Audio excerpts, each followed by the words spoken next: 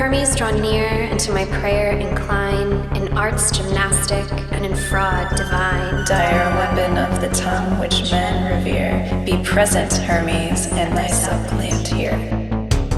Welcome to Third Eye Bind, episode 22, Triple Goddess, part 2.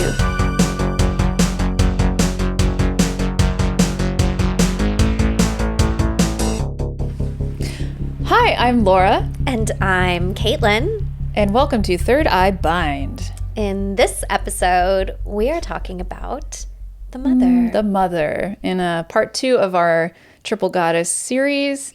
Welcome, welcome. We will be focusing on the mother. The mama. The mama. But before we get started, we love that you're watching or listening to our show, and we would love and appreciate your support by rating this podcast wherever you are listening to it, hitting subscribe if you watch us on YouTube, leaving comments, leaving reviews, sharing our social media posts and tagging us, sharing our episodes with your friends or whoever you think would like this show or benefit from listening to this show. And if you really love us, we would definitely appreciate it if you supported us on Patreon, patreon.com/thirdeyebind. Yes, please do all of those things. Mm-hmm. Word of mouth is very underrated, and we really, really appreciate you letting us know that you're telling your friends and your fam and whoever wants to hear it. It's harder and harder to get eyes and ears, so we really appreciate it. What else was I going to say? Oh, you know what was really cool about our Spotify Wrapped? What? Is that we were in a really high percentile of podcasts that are shared. That was one of our stats. Oh, people good. love to share our podcast. Yes. So thank you, and keep doing it. And keep doing it. Please, thank you. Please and thank you. Please and thank you. I don't know what else to say right now. This episode's gonna be... We're probably gonna cry, I'm already just why we can't film another one after this, because our makeup will be trash. I need a card pull because let's we saw in part 1, this is going a lot of different ways, and but we're gonna focus on the mother. Okay. I have no idea. Oh God, what is it? Oh no! I did not expect this. My sparkles are stuck to each other. No. I pulled the Hangman. My pain is self-chosen. At least I believe it to be. Okay. Yeah. I actually I like this card for this. What I think is interesting about this is last week we touched upon how one of the essential qualities of maidenhood is this lack of responsibility. And maybe it's because you're avoiding it. Maybe it's because you're just not in a position to have it. And it's your time to get to experiment and explore. And then we enter into this season of motherhood where being responsible for others, whether it is children or animals or community, is a huge pillar of this experience. And there is a certain pause that comes with entering into the season of motherhood. I think that maidenhood, the experience has a lot of chaos. And sometimes it's delicious chaos, and sometimes it's not so tasty. Like my dental situation telling you about off camera. Mm-hmm. Which, related to... heavy drinking and, exactly, and a toothache. Something we have in common, which was, going through heavy drinking during our times of maidenhood. And moving into motherhood, there's a little bit more staticness to the experience. We fall into our routines and our rituals. We cultivate more patience for ourselves and for others. And, I think the Hanged Man is one of those cards that can be kind of like scary at face value, like the Tower. You see it and you're like, oh, I don't like that. But the way I interpret the Hanged Man is this time of being still long enough to receive wisdom. And the Maiden is super fucking fun, but wisdom is not one of their essential qualities because they're still learning shit. And the Mother has had plenty of experiences that brought them into this phase of their life cycle. And they are in a position now where that wisdom is accumulating and growing and growing and growing as the people who depend on them, whether they are plant people or human people or animal people, require much of their time and attention and also receive the benefit of that wisdom that they've accumulated.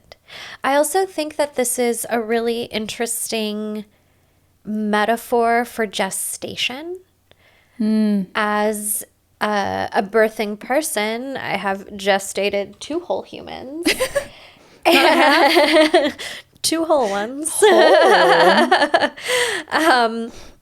And really, like, gestation, whether it's bringing a human life into the world or bringing an idea into the world, is a time where, like, things need to be protected. Things need to slow down a bit. We need to allow whatever it is that we are creating to grow into itself so that it is strong enough to be released into the world as its own entity and being. And the Hanged Man is that deep pause where we are able to do those things, to nurture those ideas or embryos into fullness so that they may become a part of their world unto themselves. Yeah. I like that card. Also, like, it fucking hurts. Wow. I didn't think about that interpretation when I was like, because as I learned more about the tarot in my own understanding of it, like what I was thinking was the Hanged Man in terms of like being upside down and looking at something a different way. Because we're in a very interesting situation in that we have very different experiences with motherhood. And I think you're definitely the perfect person to talk to about this. I am a birthing person who chooses not to birth and is child-free by choice. And you are a birthing person who has birthed and who is also non-binary. So I think just talking with someone that's given birth and is a human mother, and then me who is not, I think having those perspectives is really interesting. So that's sort of what I thought of, was thinking about motherhood itself in like an upside down way, and there are other ways to look at it other than just one way. Yes, there's so many different ways motherhood is something that we can embody and step into. And then, like, my pain is self-chosen.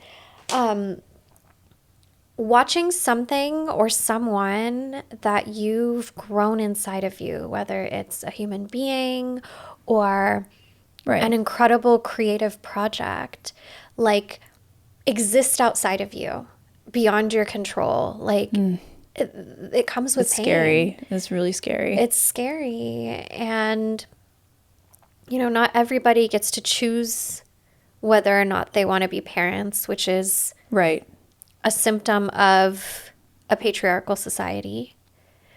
But for people who do intentionally choose it, and people who don't, like, when you experience motherhood, you experience pain. It's just it's just part of it. It's not the whole thing. There's so much joy. There's so much joy. But, the universe exists in a scale of balance, and with extreme joy comes extreme pain. And even like if we look at the human birth cycle, like pushing out a human or having a human, you know, removed surgically through cesarean, it hurts. Yeah. God, you know, fuck, I just thought, sorry to interrupt you. No, tell me. I was a breech baby. Ooh. They're upside down. Yes. The Oh my hanged gosh, man a little is hanged upside man. down. You're so cute. I'm a little hanged man. That's cute. That's really interesting that I was born in a unusual position and I've chosen an unusual position. Yes. That's fucking cool. That's so fucking cool. Sorry, go on. But often, like, that moment when we're on the precipice of parenting, of birthing someone or something, that's when we experience, like, the greatest pain. Yeah. And then we have the breakthrough and we experience the greatest joy and release. And all of these things are mashed together in the messiness that is the mother experience. Right. It's also, yeah, it's painful in like trifold, because there's also like this, there's also the pain of giving birth, the pain of like gestation, and there's the pain of being. Like, what is your choice? Like, what does society expect you to do versus what you want to do? In my case, at least, like choosing not to have children comes with a lot of cynicism from other birthing people who have had children, and being told I am selfish. And there's a lot of just like, In this economy? but there's a lot of that, because it's like a pain cycle, because I feel like, and I might be wrong, it's a lot having kids. I know I'm not wrong about that. It's a lot. And I think I'm not trying to like quantify and compare pain and experience, but I know it's a lot, and logistically it takes a toll, and that's why I don't want to do it, because I see what goes into it, and I don't want to do that, because I identified last year as a creatrix magically. That's who I am. And the literal definition of a creatrix is someone who bears and who births and who puts forth. Does not mean I put forth children. I put forth my creative ideas, and that's what I want to live for. I want to explore that. I want to have the freedom of the maiden. It's like I want to have my cake and eat it too, and I can, because I have a choice, which is wonderful. So I almost feel like I'm living like in this 1 foot in the maiden and 1 foot in the mother almost. Or just that, you know, if the triple goddess is one entity, then all three things are within, then it doesn't mean that these things need to be linear or placed, right? As we discovered in the first episode. Yes. The whole concept is putting things in a categorical order, which is useful, but also doesn't mean limiting. Yeah. But there's the pain of that, the pain of being a mother. I think that's what upsets people that have kids when looking at someone like me who doesn't, and who gets to enjoy things that they don't, quite frankly. You suffer with me. Yeah. So I think that's where it comes. And then they are mean to, you know, and put that pain on, try to put that pain onto people that are child free by choice. But then in turn, there are people that are child free by choice that are really terrible towards people that choose to have kids. And so it's just this like pain cycle. So when it says like my pain is self-chosen, like literally. Yeah, you have to choose your fighter. Well, it's like, how do we like not keep this pain cycle rolling? Because there's extremists on both ends of the spectrum. And Absolutely. I've felt extreme in that way, where I'm just like, having kids is fucking like a waste of time. Like I've felt that way before. Like people that have kids are selfish because the world is shit. And like, why would you want to? I don't feel that way anymore. But like I've had moments like that. But honestly, if I'm being honest with you and myself, that came from the pain that I felt from the pressure of people not accepting my choice. So it's like, and I think it's the other way around too. Like I really do. And it's like, it's just like, it's a lot of, it's a lot of just negativity that's being, when we should be somehow supportive of our choices, one another's choices, right, as like, birthing people. Business? Yeah, like. But people love to ask couples who don't have kids, like, when you're gonna have kids. When are you having kids? Your kids would be so cute. When are you having kids? Like, we have to stop asking people that question. Yes, period. We literally need to stop because you have no fucking idea what is or isn't going on the amount of to lead to that choice. And it's not anybody's fucking business. It's not. And I will also say, like, mommy culture here in the land of TikTok and the free is toxic as fuck. Mommy culture is toxic as fuck. And it is very critical of people who don't want to embrace having children as well. And I also think it's very exploitive of kids. The children. Who are in the families. Yeah. Like, I on purpose, like, you identify as creatrix, I identify as the mother of mystics. Yeah. And motherhood is something that I not only experience on a personal level, but as a spiritual practitioner in service to others. But I purposely never show my kids on my platform. Yeah. I don't show them. I like reference them often, but like even like saying their names makes me anxious because they're their own beings and they should get to live their own lives away from the internet and make their own decisions about that when they're old enough. Yeah. But I see like mommy culture on social media and it makes me really uncomfy, and it feels like are you having kids so that you have like a shtick to sell on the YouTube? Like, because it doesn't seem sincere or like a loving environment for them. And then, like I've also been on the flip side of what you've received from judgmental people, like who have kids passing judgment on you. Like I've been on the other end of that with folks saying, I mentioned to somebody recently that I really want to have another baby and I'm living with a lot of grief about that because this world is expensive. This world is expensive and kids are expensive. And I always try to be really honest with folks about that because I do think a lot of, like, nobody told me. Like, motherhood was very, like... Yeah. misconstrued or misunderstood. Like, I don't know if I had known 10 years ago how hard being a mom would be. I would have chosen it for myself, TBH.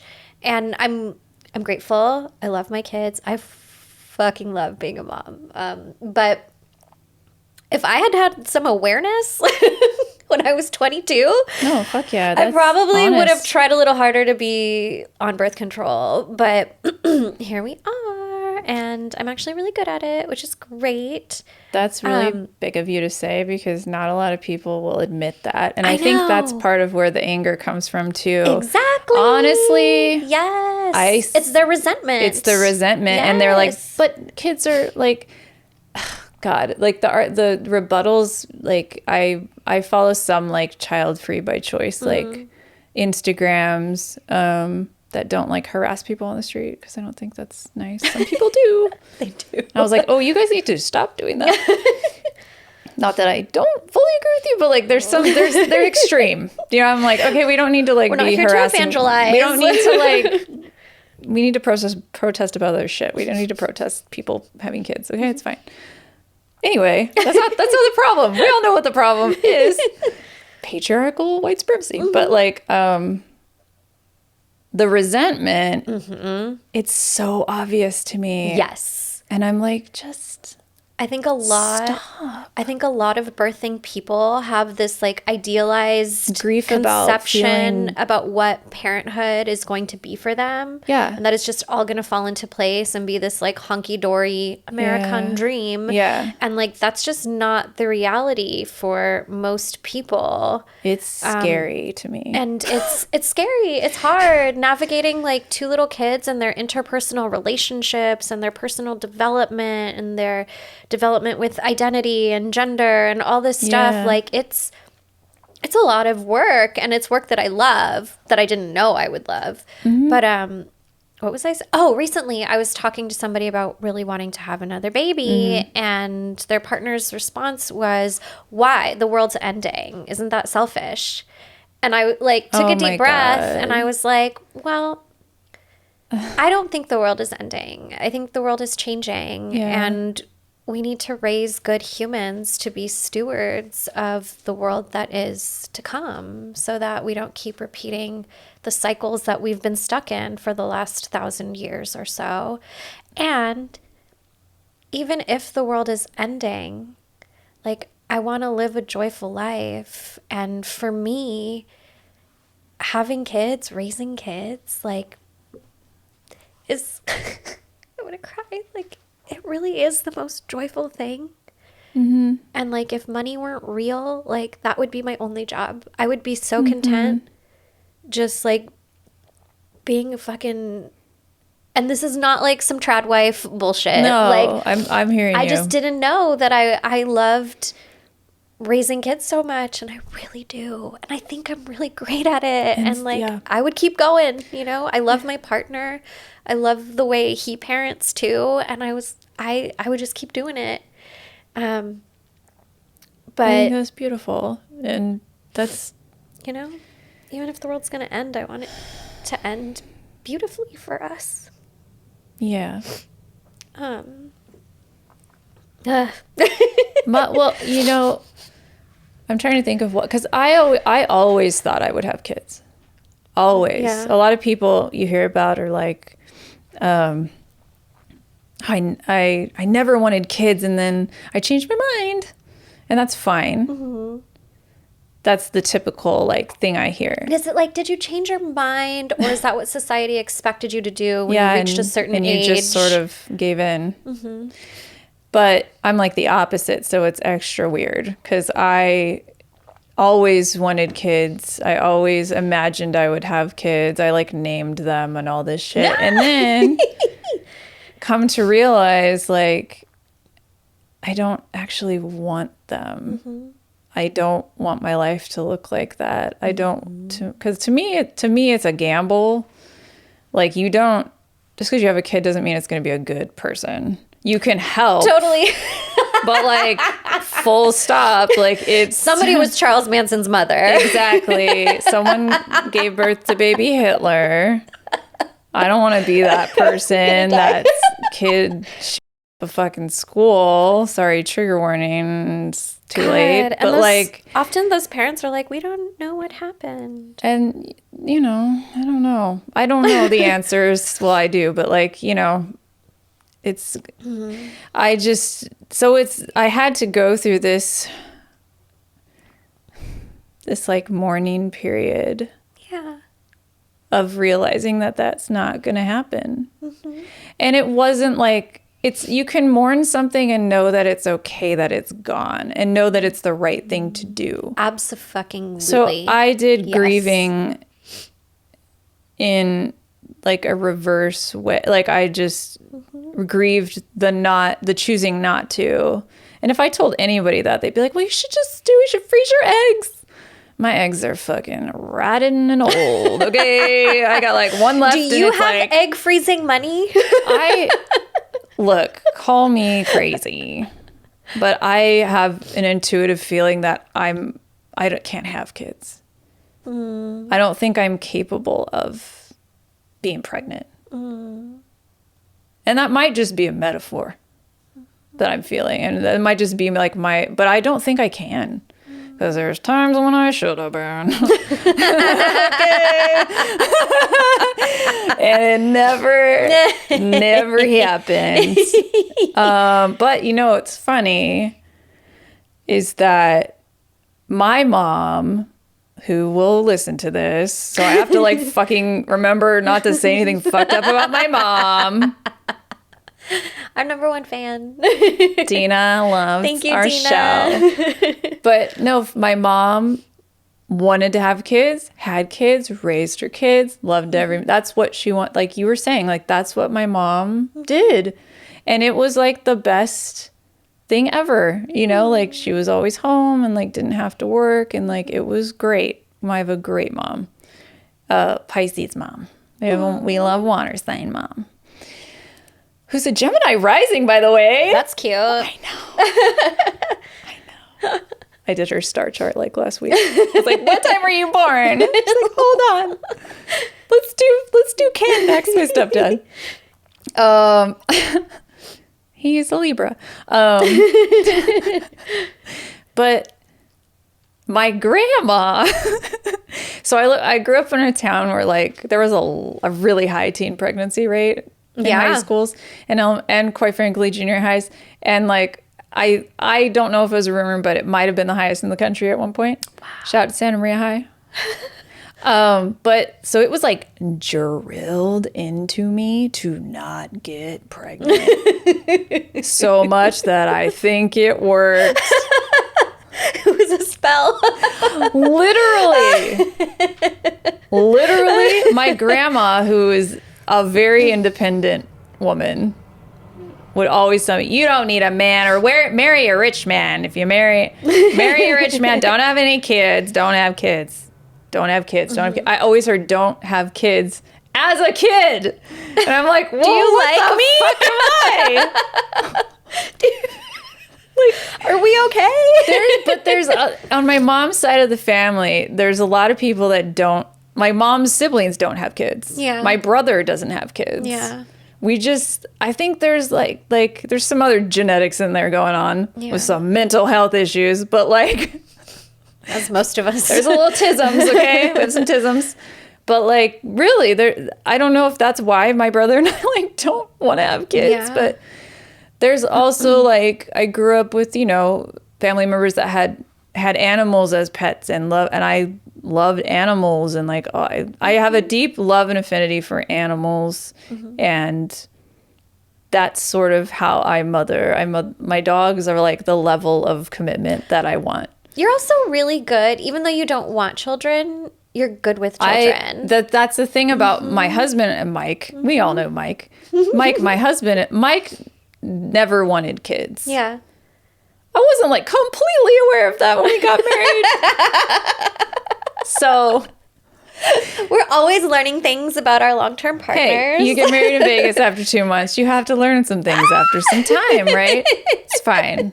We're going on 12 years, but there was a point when I was like, babies?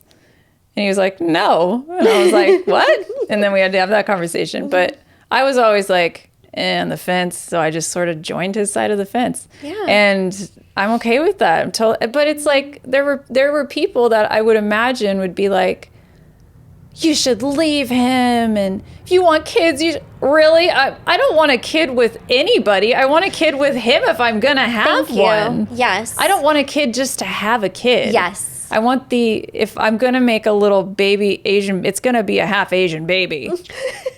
Okay. Mike's Chinese, everyone. He's Chinese. My last name's Huang. It's a whole thing. But like, I'm not going to anyway, that's how it's going down if it's going to go down. But it's like, no, I want to be with my husband, I don't want to throw away my marriage because I want to have a kid. That didn't make sense to me. Well, and like your kid shouldn't be your life partner. No. Like they are. This is not white oleander. Right. Like they are themselves. They are their own beings. Yeah. They get to grow up and find their own partners if that's something they've discovered they're interested in. Yeah. And I think that's how like a lot of parent child relationships get funky is Yeah. when like a parent depends on a child to be their partner. That's true. It gets fucking weird. And so when people are like, Yeah. oh, leave him, just have a baby with anybody, like, like, I that's don't know. fucking weird. It's weird. Like, But also I think that's a big part of like the scam of American culture is that we're expected to like settle down, have kids. And I don't want to settle down ever. I don't. I want to live for my art. All the people I admire like don't have kids.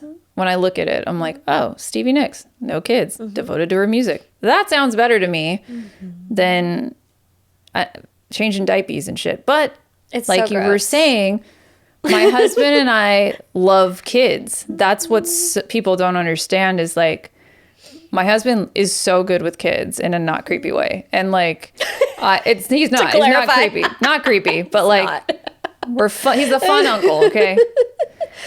But like, I love kids, but I love I love going home after I'm done, like taking care of them. I like to, whoa, I just got an epiphany. Okay. I'm like Hestia. You are like Hestia. I will come and I will help you rear and nurture your child. I will teach them bad words and how to do magic. And then I will go home and let you do. I'm more of a community member. Like, because if I had my own kids, if everyone had their own kids and their own thing. Everyone with a womb had kids, we would have no one to help us. With the kid, we would have no one to help us with our own kids. Yes. So, aunties, I'm a Lala to my little niece Winnie, who's one of my best friend's kids, and yeah, seeing one of my friends become a mother firsthand was the thing that made me know I didn't want kids. For sure. And I don't want to say that in like but that was a fucking gift. And I've told her this before, like it was such a gift because I was able to I'm able to be around, I realized I just want to be around kids sometimes. And like, I want to have that family connection. I don't need it. I don't need all of it for myself. I don't need that. And having like, it is crazy just like being able to witness that and like be a part of her life. And like, that's fulfilling enough. I think that's something that I really like love about you, and probably why I feel so comfortable with you too, is that, you know, a lot of folks who choose not to have children like don't really like kids at all. And I think it's less about disliking kids and more about like your inner child still experiencing pain. Yeah. And I'm like, oh, I can't. I get when kids, some kids are fucking shitty. Like some kids are really annoying and some kids I don't like. But there are some people that like hate I know, kids, but like, and I get that. I who get hurt that. you? I get the like, I don't like annoying kids, but like, that's another whole conversation. But like, yeah, I enjoy kids as people. Like, yeah, like I'm like, bring your kids, and you're like, no. Absolutely They're not. staying I'm like, bring one of them. Fuck it. Like, because I like being around kids. And I'm like, I need a break. Yeah, like sometimes mama needs a break. Or This is my me time. Yeah. And I get that. But it's like, it's funny. Oh my but God. yeah, the people that are just, I feel for them. the 'cause, mothers like, are unsupported. moms are really unsupported in this People that are culture. child-free are really hard on people that have kids sometimes. And I don't like, I try to suppress those tendencies and really, because like, when you see a mom struggling with multiple kids in the grocery store and they're screaming, and we've all seen it, and then judging the mom and just having these like, why did you even have kids if you can't handle them? Like, Yeah, nobody- I've had those thoughts mildly before, I'm not going to lie. But it's like, if you look at it is like someone wanted to have the kids. Like, we don't know why. It's very unsupportive, right? in our society. Like, somebody's got to want to do it. Otherwise, our like species can't continue to grow. And some just people like are okay with that. You know? Like, some people are like, that's the whole point. And I'm like, okay, I get it, but like, it's just sort of not a real nice way to. It's not a nice way to exist. And yeah, like you said, there it's some form of pain or trauma coming to this. It's just like, whatever you choose is pain. Your pain is self-chosen. Like, whatever you choose, there's going to be pain. But yeah, yeah. I mean, I still have some moments where I'm like, you know, babies. But then I'm like, then I see reality and I'm like, oh no, that's not for me. I couldn't do what I love if I had kids. There's no way. There is no fucking way. I could afford to live where I live, do what I do. I could no longer have my business. Barely. I can barely do it as it is. Like, I don't want to give up my time and my body and my energy. I don't. So I don't. yeah.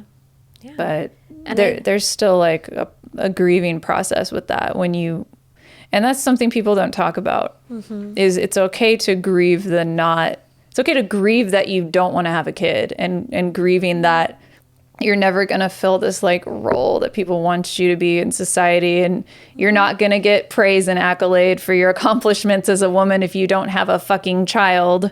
No one's going to send you a congratulatory card when you start a new business venture or create something fucking rad. But they should. But they'll, you know what I mean? You don't celebrate like company reveal parties. There's no gender reveal party. You know what I mean? Like, Petition to end gender reveal parties. They are destroying the environment. so there's you get less attention in a traditional way when you don't have kids. You don't get pats on the back. Yeah. For doing then, okay, things. on the flip side, you become a parent. You're in an industry that you've been working really hard, putting all of your dues in, and all of a sudden, your peers and the people above you start treating you like a pariah. Like, that was definitely my experience working in apparel. I worked in corporate retail and in wholesale. And like I became like the fucking leper. Like, I got pushed out of my job because I couldn't answer the phone at 11 o'clock at night because I was tired now that I had a kid. And like, you never want to hang out with us and have drinks after work.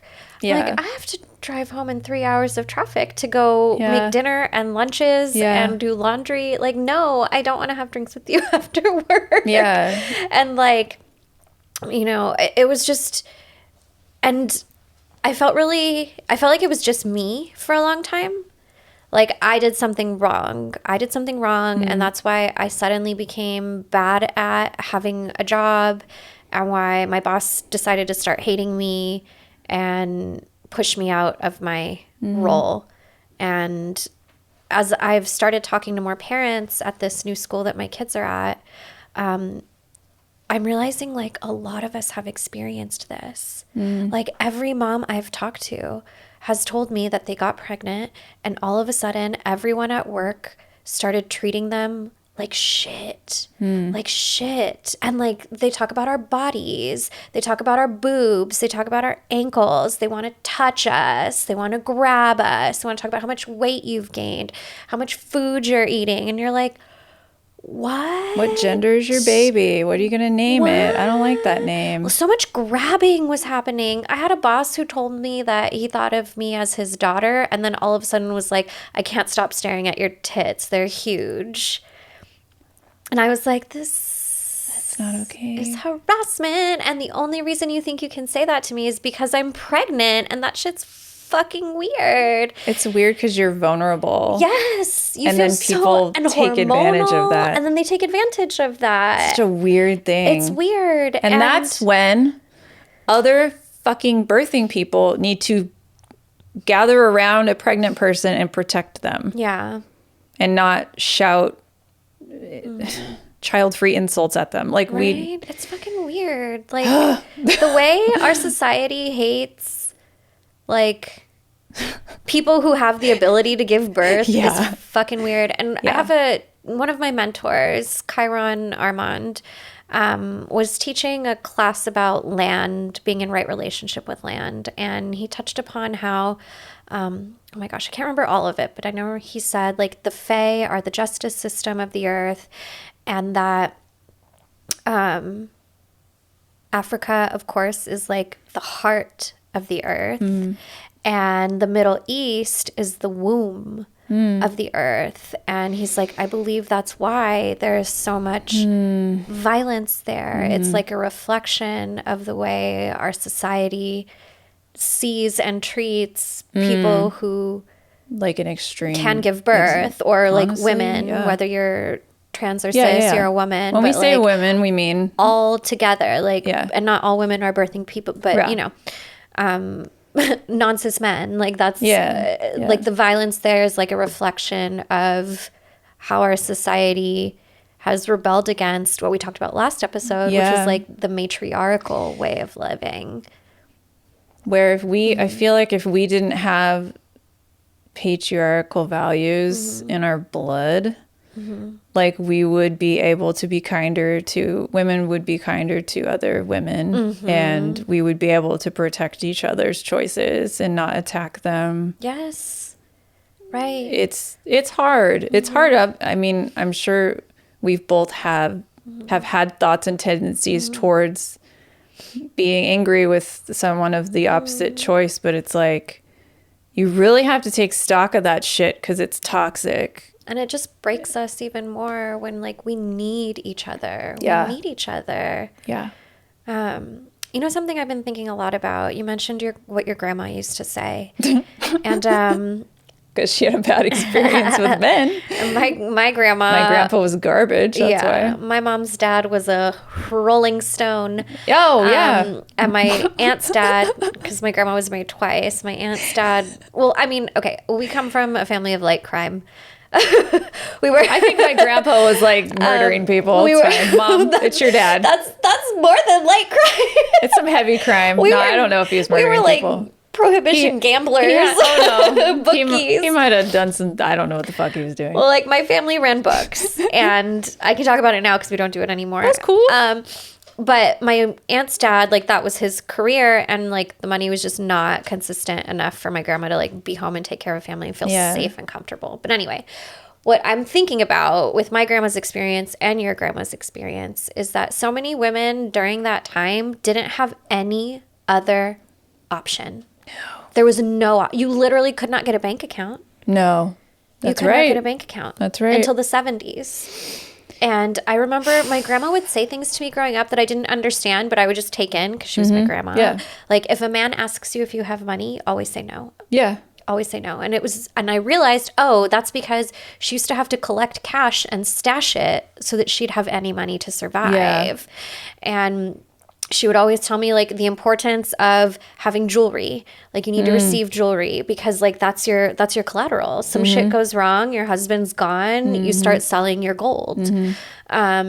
And so, you know, if a man gives you jewelry, you keep it no matter what. Okay, grandma. Solid I'm 5. I'm scared of Pop-Tart. Can we have a tea party? But I think about it a lot, and I grieve about it a lot. Like just generations and generations of women and birthing people who were forced into motherhood. Yeah. And we think about like boomers and how like fucked up as a generation they are. Like how many of their moms never wanted to be a mom? Yeah. How many of their moms no one asked them? No one asked them. No one asked them. How many like children were conceived in non-consensual circumstances, even within the context of a marriage for that whole generation? Yeah. And the generations before, just gets worse and worse as you just go gets back. Yeah. To a point, maybe. Like, it's actually better. getting better now. Right. If you go, like, Yeah. When we go back to the matriarchal society. Yeah, the ones that don't exist, as per our last episode. Like, then it's different. But, like, these last few societies that have existed, there hasn't been a lot of choice in the matter for birthing people. It was, like, the only option. And, like, some, you know, birthing folks were able to evade it. But then what happens to them?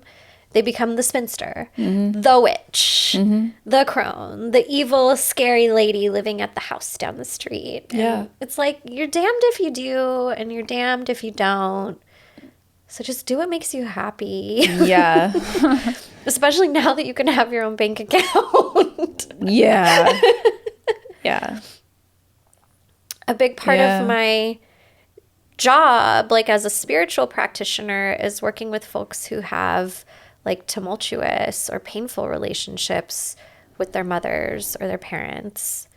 You know, like so many queer folks have difficult relationships with their parents, either their entire lives or starting when they, you know, came out. And so I do a lot of work around that. And like growing up in Latin American culture, I'm lucky my mom was like the first cycle breaker. That's cool. But like my dad's mom, I love you, abuela. She doesn't speak English. It's fine. My cousins better not listen to this. Like, she was a fucking problem. She was a problem. And a lot of folks who come from like Latin American homes, like, bless our moms. Some of us have really good, warm, loving moms, but a lot of us have like mean, awful, like insulting moms. And that's just, it's just part of the culture.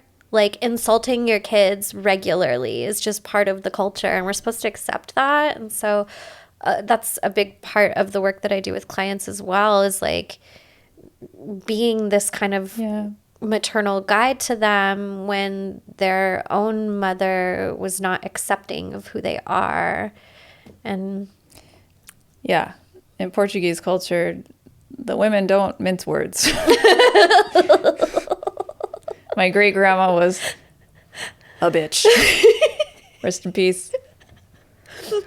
Yeah, she was a very mean. My mom's told me stories of her just, you know, going over to her house, which I grew up in, and she'd just be like, "You're getting fat." Yes. That's the first thing she'll say. But then they want to like feed you until you're puking. Like, I'm like, fucking confused. You're getting fat. Oh, but you didn't finish your rice. Yeah. And then my grandma, her daughter, though, is the one that's like, don't have kids, don't.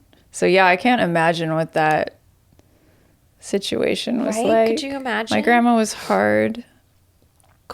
Yeah.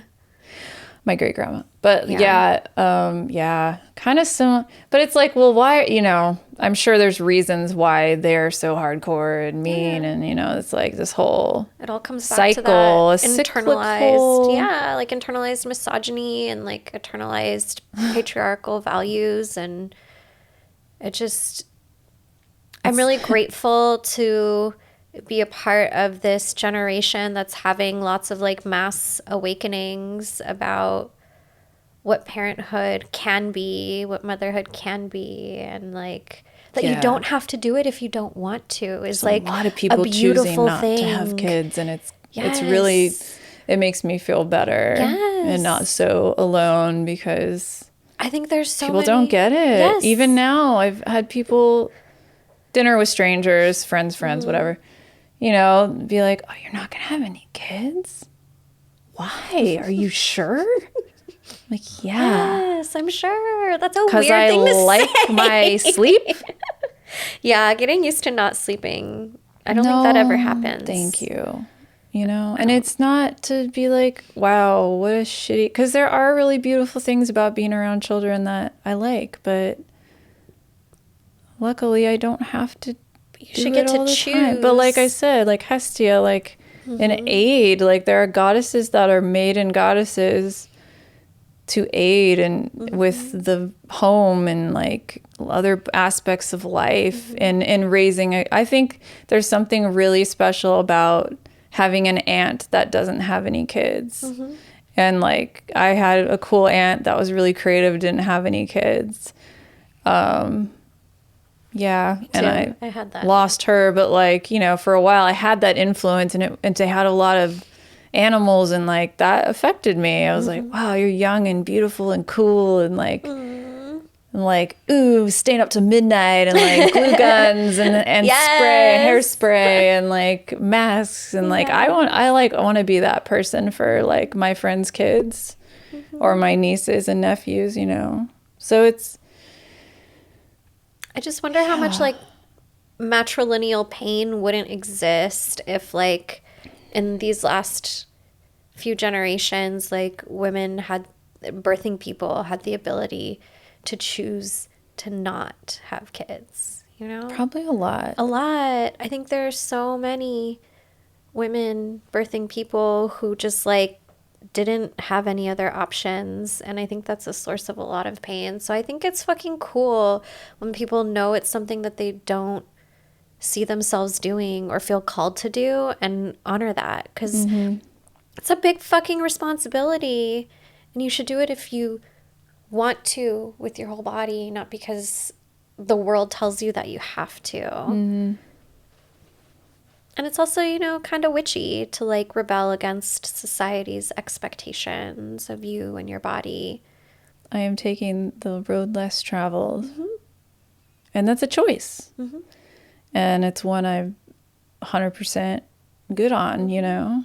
And it's the path to like your decision or whatever, if you're in between, is not always easy. It goes up, like I always wanted kids when I was, but it's not that I wanted to actually have kids. It's that I'm a very nurturing mother typed person. My dogs are like my freaking everything. Like they are my kids and I love them with that same veracity. And moms don't like hearing that when I say that. Like I love my dogs as much as you love your kids. And I understand that like chemically and physically changes go through your body when you have a kid that are different, but I do think that love is relative and it's the same. So when you lose, like what's the worst thing in the world? Like losing a child, right? This goes back to our first episode on death.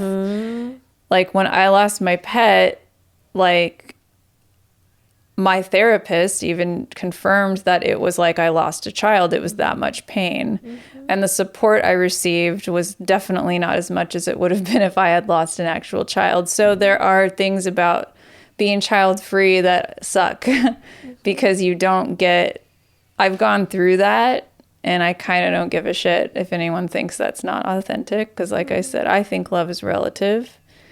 But we don't take those things seriously because I mean, I understand it's an animal life versus a human life, but like it's relative if you don't have kids. And motherhood is not, it's not just like it's like womanhood. It's not just, if you're a woman, you bleed, you have a vagina, I mean, you menstruate, you're a woman. That's it. You're a mother, you have kids. That's it. If you don't have kids, you're not a mother. It's the same fucking thing. It's a very similar like binary way of thinking. Yeah. So when we're thinking about the mother phase of this triple goddess sectioned off symbolic thing, it's like, let's try and expand, and like the Hanged Man teaches us, like look at things from another perspective and know that it flips around and it's round, like the circle in the middle of the symbol. Like it's just, it's not one thing. It's not one path. Yes. This is also reminding me, as you're talking about like looking at motherhood from a different perspective, like in a lot of like queer folks, like we make our own families. Yeah. We find other queer people and we become family to one another, and we all fall into our different roles, and some folks need more support and care and nurturing, and some folks are able to offer that care and nurturing and fall naturally into that like motherhood role. I'm also thinking about like like ballroom, and how like the leader of like the different houses, they're called the mother, and like that's also something common in drag, like for somebody to be your drag mom and have like drag babies, and like there's so many different ways that motherhood can be experienced in an authentic way that doesn't like require you to like biologically give birth to children. Like there's so many different ways, if you feel called to that experience, to have it in a way that makes sense for you. Yes. Like starting a business, like I'm designing another tarot deck. Like that's a project I'm gestating right now. And I told Mike the other night, like I was just drawing and I'm in this like phase of like creating it, you know.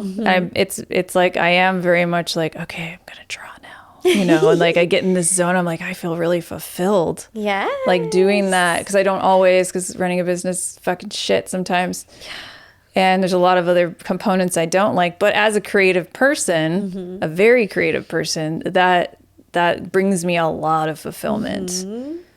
Just to like have that gestational period. So like, if you're someone who's like, I want to be a mother, but I don't want to have kids, like maybe you don't like dogs or pets or anything. That's fine. You just, maybe you get some plants, or like start a club, or like volunteer. Be a community leader. Exactly. Become a part of community so that you can grow into that leadership motherhood role. Start a theater company, start a gardening club, like mentor other witches, or like share your wisdom. And that's I did this thing called Young Storytellers. Do you know what that is? It's in LA. It's an organization. I don't know if it's nationwide, but it's an organization where people go into schools and elementary schools, about 3rd grade, and you teach a group of students how to write screenplays. And so you're paired with them and you mentor them. And it's like, I did that for a long time, and I was able to do that because I don't have kids. You know what I mean? I'm teaching your kids. Like I want to do that and then go home. Like it was an hour, and it was like the most fulfilling thing ever to just go and teach them something creative that can help their life, and then leave. Like that's what I love. Like a fairy godmother. Yes, like a fairy godmother or something like that. It's just, there are other ways to experience. It's a different way to experience shit, you know? Yeah. Yeah, that phase of, it's such an interesting, because what is the mother? What is the mother like it's to me, it's like fulfillment. It's like finding fulfillment. Like if the maiden is like searching and experimenting, the mother phase is like when you find the thing. And you start to feel confident in yourself about the thing. You find the thing and you share it. Like there's some sort of connectivity. Even if that's, I found a pet and I love it. Like that's motherhood. Like that's, like that's sort of I'm making a round symbol with my hands if you're listening to this, because that's the full part of the moon. The moon is full, right? And in that phase, things are on the precipice. Things are at its biggest peak before it starts to slow down again. And it's like, I like that. The mother is fulfillment. Yeah. Like I love full. that. Like you just had a good meal. I like that you foraged for your ingredients. You're when you were the sitting maiden. down to eat. Now you're sitting down to eat, and then you're gonna shit it out when you're the crone. That's some trickster triple goddess analogy for you. Only Laura can make it about poop. I will make it about poop. I will. About digestion. That's a cycle. Yes, it's like, okay, it is a pretty brilliant. Like I know in the last episode I was like, triple goddess like came from, you know, all this blah blah blah, but it's like actually pretty cool way to categorize. Well, and it also a cycle of life. Like when you think about it as digestion or as birth or the moon, like we are all just mirror images of creation.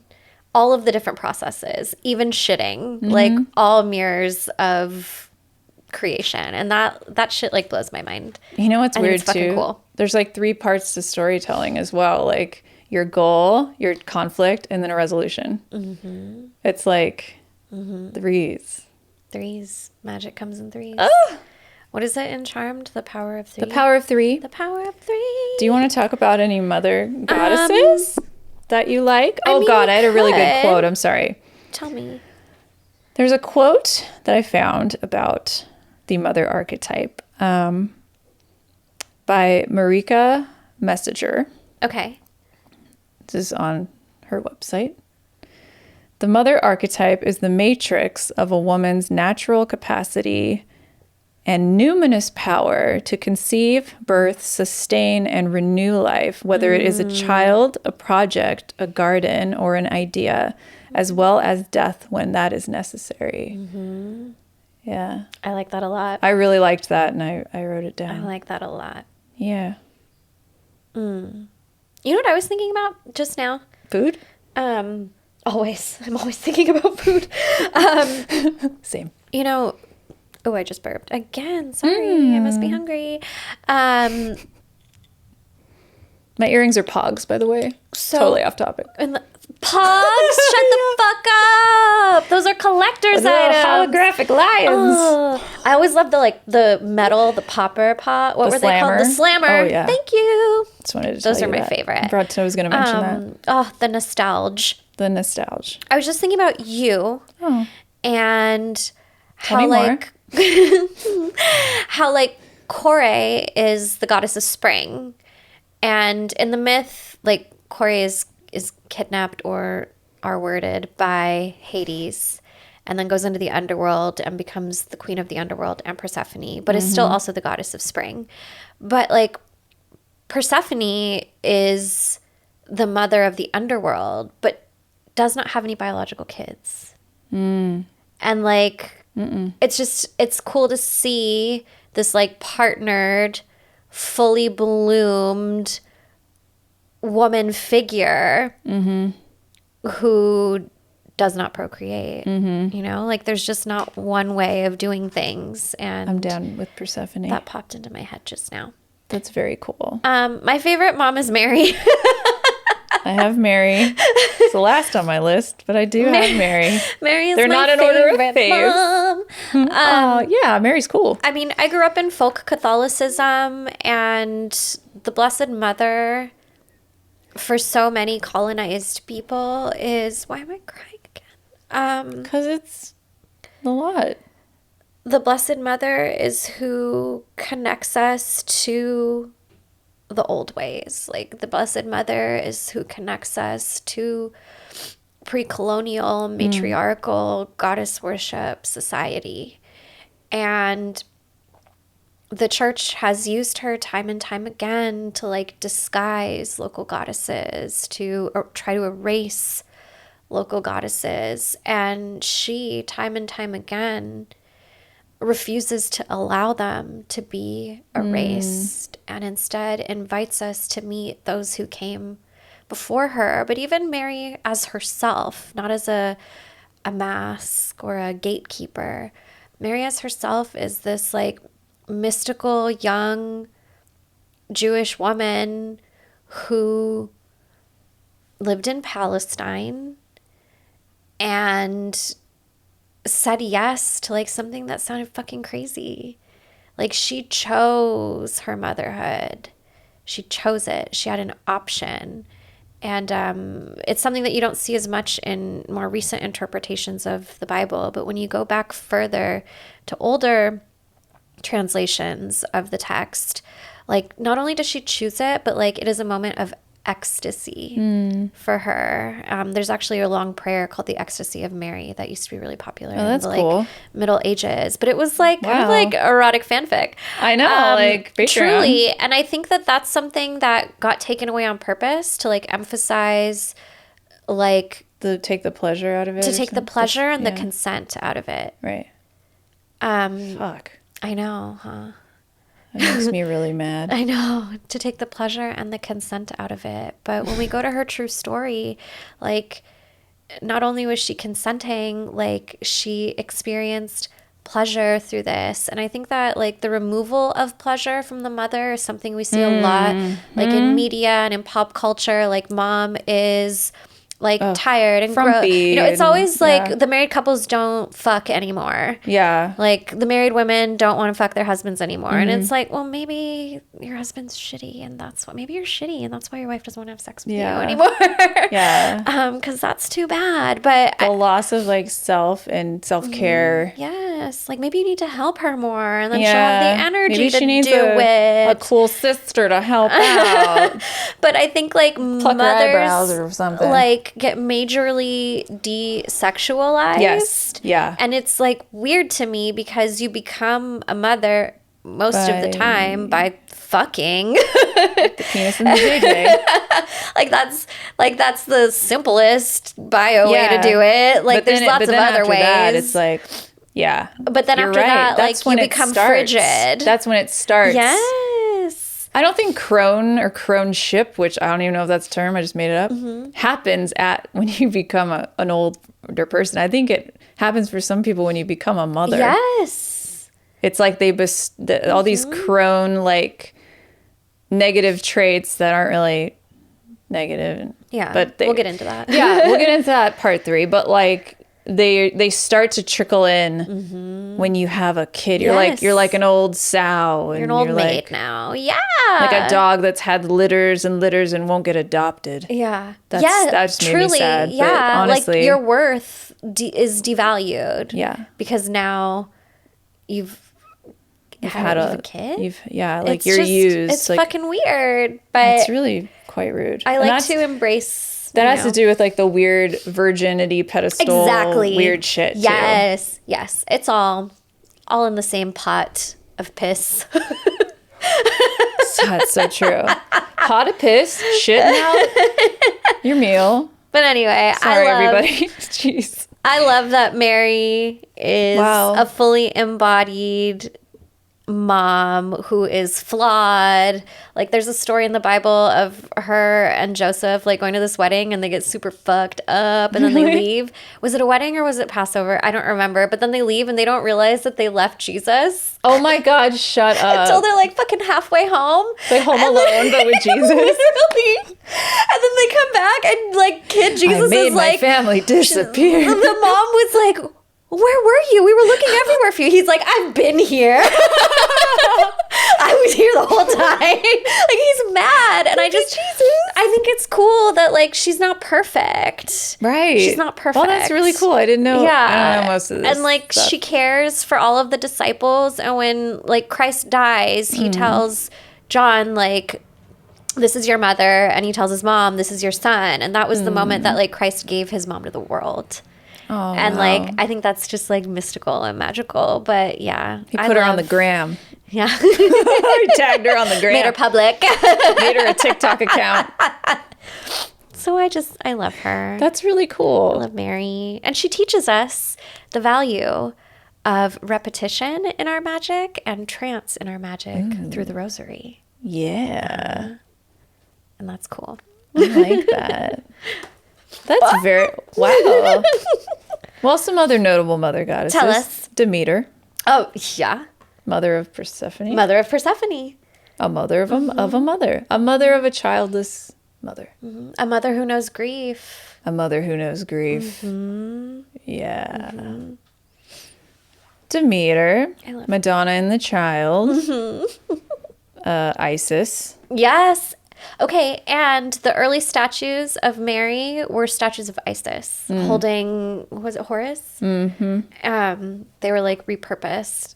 There's a lot of that. No, there's a lot of that within this research. Like we're finding things transubstantiate like other things, and things get mixed with other things. It's like we all are telling the same it's like story. We're all telling the same, which means it comes from somewhere. Yeah.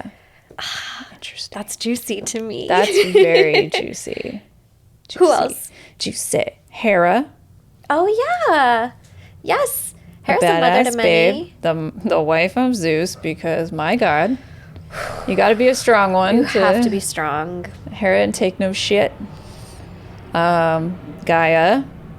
Another Greek term for like She's Mother like a Earth. Titan too. Yeah, I think so. The Earth. Yamoya, which is a West African mother of the ocean.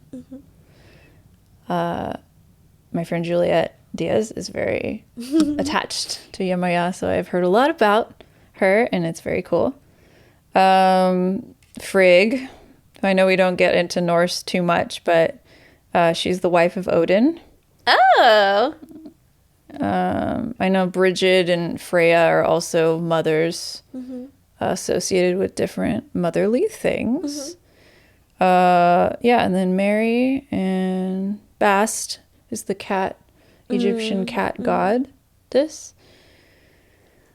And And then there's Lilith too. okay. And Lilith does not have... somebody, that's weird that you fucking said that. Somebody sent me a message and said, I love your podcast. I think if you did an episode on Lilith, that would be really interesting. Oh, I fucking love Lilith. Down. We should do that. I love Lilith because Lilith, in some myths, she's the mother of demons. Yeah. Like she gives birth to all the demons. But I believe that's something that got added to her lore later. But something that I channeled a few years ago from one of my guides was that like Lilith is a mother to the discarded, those who feel unwanted, those who feel like they have no mother to turn to. Like Lilith extends her big dark bat-like wings and calls them in. I love that. I love that too. I feel like Lilith and Persephone would get along, or not get Absolutely. along, but I feel like they're in the same boat. Underworld a little bit. spirits. Underworld spirit moms. Spirit moms. Spirit moms. fingers. Yeah. Wow. Jeez. What how much time? I feel like we can't go much further without getting into the Crone territory. Yeah. Because we're starting to establish that. When you get to want this. to take questions? Do we have time this episode? Yeah. like we talked a I have lot. a few. Yeah, open them up. I have a few. How to learn. This is from underscore go underscore away underscore. How to learn about the spiritual practices of our ancestors. That's a heavy one. Okay, so I think the most important thing to understand about learning about the practices of your ancestors is that you're not going to figure it all out overnight or even in a few days, and sometimes not even in a few years. No. It is the work of a lifetime. It's work. For sure. The best place I can suggest to get started is to figure out who your ancestors are and where on earth they were. That is like the most important place to begin the journey, because you can't just start like practicing a spirituality without understanding the people and the land that spiritual practice is rooted in. For example, I am currently researching my Azorian heritage, the people of the islands. For instance, things that I've noted. The islands they have like 26 fucking active volcanoes on these islands. So I'm looking to like volcanic magic. Like, what does that mean for me? You know, like what is my relationship to like volcanoes as a natural entity? And like, what does that mean for me? Volcanoes are mothers. So that's a part of me because that was a part of my ancestors. So that's, for instance, is how I am taking literal information and kind of extracting the magic from it, right? Like topography is something you can probably easily find out about, but like we're gonna do a whole episode this season about folklore and fairy tales, and we'll get more into that. That'll sort of be what the lessons in that episode will be about. But to start with, like, get your DNA done. What's on there? You know, sometimes it's a dry reading. Like I'm reading a book on why my ancestors immigrated from the Azores to America, and then why am I here? So it's there's some like boring like research stuff that you can't skip it. There's no magical Azorian books. I don't have that knowledge. That's not something that was passed to me, so I have to sort of find it in boring, dry reading sometimes, right? So the reasons why, but the ocean, volcanoes, I've learned is something that's very relevant to me. So things like that, you'll sort of, and then you can look into like ocean magic and like what kind of rocks were where you're, on the islands, blah, blah, blah. So you can sort of like get these little threads and just pull on them and use your intuition also to sort of like discern what's the right path to go on. And also I'm sure like speaking to your spiritual guides is also a good option while you're doing that. Yeah, especially like, a lot of POC folks, like ancestry tests only get you so far. Right, because they lump everybody into like one category. They're like, you're Mexican. Yeah, like, yeah. That's a nationality. Yeah. But when stuff like that isn't helpful for you, I think that divination is really helpful. Whether it's like printing out a world map and holding a pendulum over it, or going to see a spiritual practitioner who specifically specializes in connecting you to ancestors and ancestry. Get some magical help so that you're not going about this process alone. Once you get that initial bit of like guidance, that little bit of direction, then like as Laura said, like start digging into the research portion, reading, really practical research books about like the land, the environment, the animals, like what did people do for trade there? All these different things offer us clues. And then something else that we always like to talk about is folklore and fairy tales as sources of inspiration and information. That's for where how to connect. The good stuff is really. I agree. For example, like, hydrangeas grow rampant in the Azores, the flowers. So recently I purchased some dried hydrangeas, and now I have them on my altar with a photo of some of my ancestors. So like little things like that, you can start to give them little offerings, little tidbits. Yeah. If you know that, or you're just trying to like get creative and like connect the dots. But yeah, like you said with the DNA test, they're not always accurate for some folks, and it's frustrating, but I do think some of them they're changing that a little. I know some are better than others. I couldn't tell you. Some are better than others, yeah. You should probably find out which one we like should advise people to use. I recently found something called Somos Ancestry, and it digs a little bit deeper into ancestry of folks who have Mesoamerican backgrounds, and it gives you more specific information about like regions and tribes all over Latin America. That's great. But I don't know if there's something similar. Like most like African American folks, Black folks that I work with are like, that shit doesn't work for me. So like I don't know if there's one better. I should do some research and see if I can find something. We'll do that before we do that episode. We'll talk about that then, because it is a helpful. There's a lot of information on white people, of course. So if you are of European descent, I'm down to the percentage. Like, they got me figured out. They even pinpointed the island in the Azores that my family is from, and they were correct. That's fucking cool. Yeah. So, yeah. But they need to broaden that shit for everybody, because... That's cool. Yeah. How do you deal with ancestors who are shitty? Should I answer that one? Yeah. Okay. So a few different anonymous people sent this one in. What do you do if your ancestors are shitty? And actually, this came up in my private community. I have a community called Moon Shadows, and it's like a monthly membership, and we have a Discord group where we discuss mystical and magical things. But I had a client recently ask the same thing. That's a legit question. It's a good question because they have the awareness that there are a lot of colonizers in their family line, and they're like, I do want to connect with ancestors and practice ancestral veneration without perpetuating harm. And so my suggestion, the first thing I encourage people to do is ancestral elevation rites.